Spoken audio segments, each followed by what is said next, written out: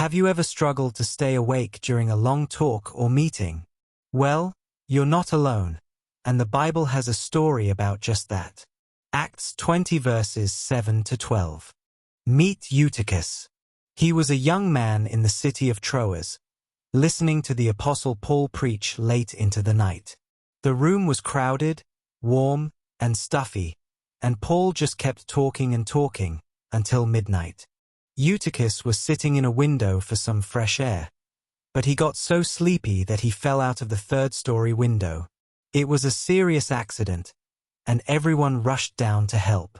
Paul came, hugged him, and, miraculously, Eutychus came back to life. Everyone was comforted and amazed.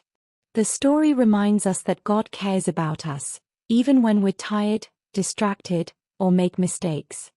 But why do some people get sleepier than others, especially late at night?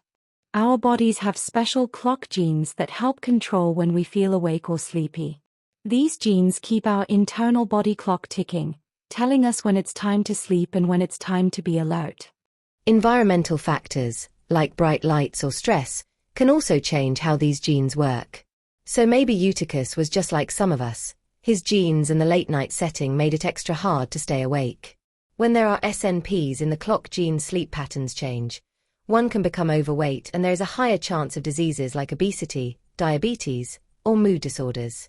The story shows that God understands our human limits and is compassionate, even when we nod off at the wrong time.